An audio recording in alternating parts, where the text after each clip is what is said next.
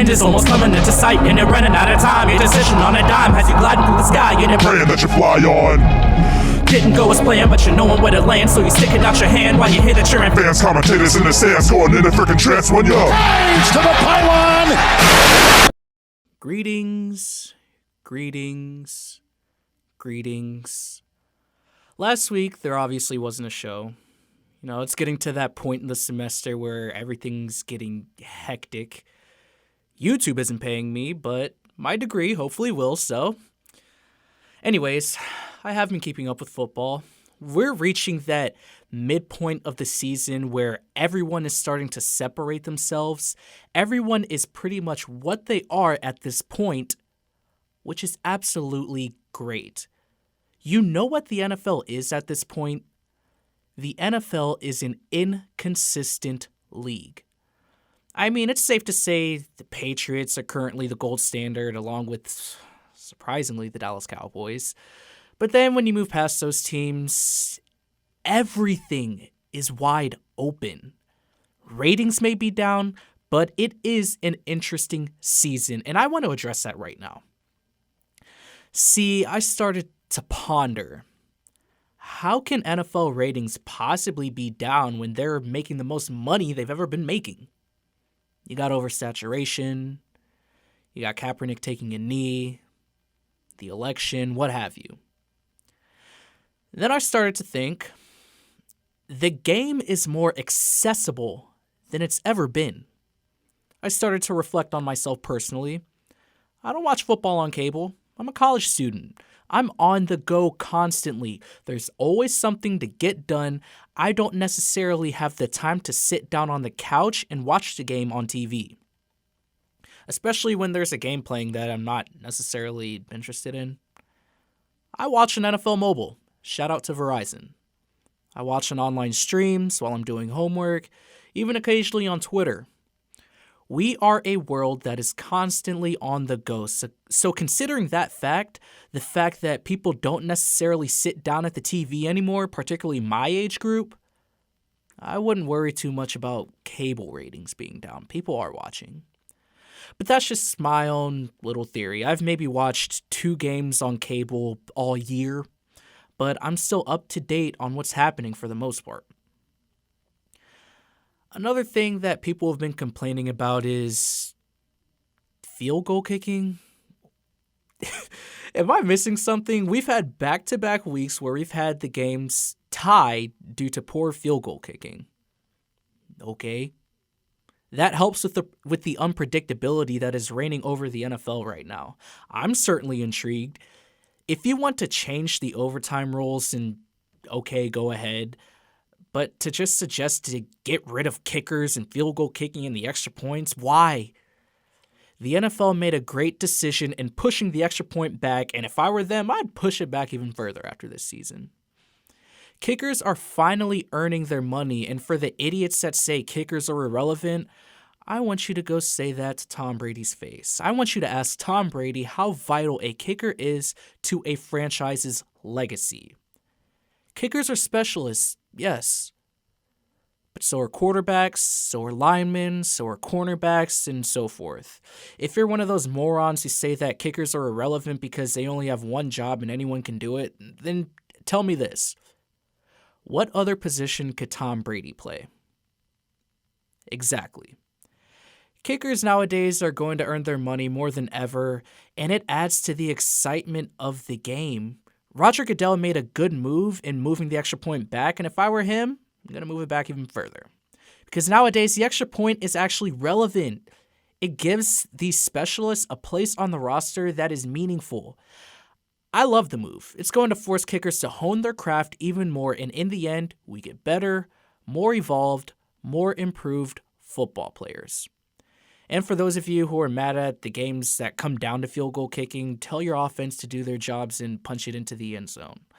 I liken it to a situation where, let's say it's 4th and 2. You need to convert the 4th and 2 in order to win the game. Quarterback throws inaccurate balls, an incomplete pass, or a receiver just straight up drops it due to the pressure. What are we going to do? Ban quarterbacking from the league? Tell receivers that they have no place on a roster? Get real. Football is a team game, and the way it's set up right now, every position contributes. Even your highest scorers, which are the kickers. Who is the NFL MVP? You know what? Screw it. I'm not going to be vague and beat around the bush. Should Tom Brady be the MVP? He's been the best player in the NFL coming off of a 4-game suspension. He has 12 touchdowns, no interceptions. He's completing 73% of his passes. He inherited a 3-1 team. Matt Ryan has 19 touchdowns and 4 interceptions. And his team is 5-3. It's winning. Okay. We know who and what Tom Brady is. We know what he brings to the table. He's a Hall of Famer, but as long as the Falcons continue to win, Tom Brady can't be the MVP. Tom Brady's MVP campaign is dependent upon the Atlanta Falcons. Matt Ryan has played more games than you, bro. He has the numbers, and his team is winning. So as long as that keeps happening, then you can't be the MVP because he played all season. The Patriots were still winning without you, Tom. It's not as if Brady needs another MVP anyway, because he's already going down as one of the GOATs, if not the GOAT. But I can't give a guy the MVP when he only played in 3/4 of the season, as opposed to a guy on a winning team that's played all 16 games, assuming Matt Ryan stays healthy. Quick side note, if Matt Ryan does happen to suffer a season-ending injury, then I'd have to go with Derek Carr, honestly. Assuming Derek Carr plays all 16 games, his team is winning right now. I still think the Chiefs are going to win the AFC West, still not out of the question. Like I mentioned earlier, everything is wide open. But even if the Raiders go into the playoffs as a wild card, Derek Carr keeps putting up these numbers, I'd have to go with him.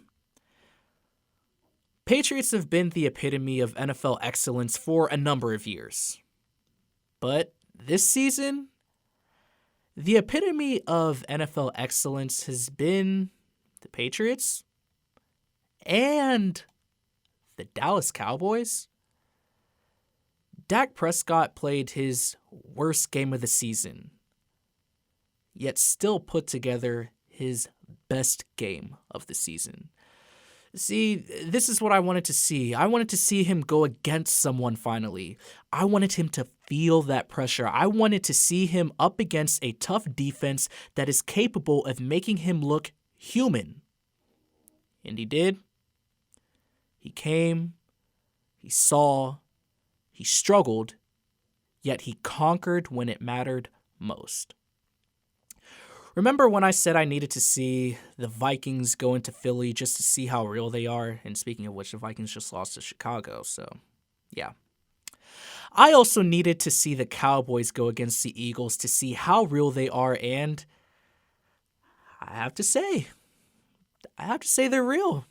They're the top of the NFC right now, so I have to give them their props. But just remember, the Cowboys are going to make the playoffs. But the Cowboys for the past few years have been good enough to break your heart. Brace yourselves. But that was in the Tony Romo era. Speaking on that subject matter, there's this guy I work with. He's been a Cowboys fan for God knows how long, yet he proved to me just how fickle of a fan he was. When Dez Bryant was out, he was all about, oh, we're amazing without Dez. I don't need him back, and ruining our team chemistry and messing things up and pouting on the sidelines. Cowboys fans, would you have won without Dez Bryant on Sunday? Answer me that. You know what he also said that blew me? You know, early in the game when I saw Dak struggling, I was just thinking, I kind of want Tony Romo in right now. He's at least mature enough to handle this pressure. That just showed me how fickle some fans are, because just last week he was talking about how Romo doesn't need to be starting anymore. I don't know. It was funny to me. If Dak lost that game last Sunday, it would have been prime time to start Tony Romo coming off of a division loss And going into a game against Cleveland, Jerry Jones would have been able to justify starting Romo for at least 2 weeks. Jones is waiting. He's waiting for his first opportunity to put Romo back in, and I don't blame him because of the money he is paying Romo. If I were him, I would start Romo just because of that, and because he's a top 5 or 7 quarterback when he's playing. Again, I reiterate, with the money you're paying him, with the way the offense is set up, I don't think the Cowboys would miss a beat by putting in Romo. You're talking about messing up chemistry, but he's been throwing to Witten, Bryant, Beasley for years. So what chemistry would be messed up? Him adjusting to hand the ball off to Ezekiel Elliott? You got Dak for years, and you're hooked with Tony Romo for years. You're hooked with Tony Romo for years, and no one is going to take on his contract. Get your money's worth from him. Because, yeah, Cowboys are doing amazing this year, but I'm still not sold on the fact they're going to win a Super Bowl with Dak Prescott. Whether Romo plays this year or not, this is setting up for an interesting quarterback controversy in the offseason, and I can't wait for it. I have a stomach ache right now. I hope you enjoyed today's edition of The Pylon. I haven't forgot about you guys. Just bear with me. I'm not going to put out half-ass shows where I don't put any thought into any of my content. Last week was rough, but this week may be an opportunity where I can focus on this show more.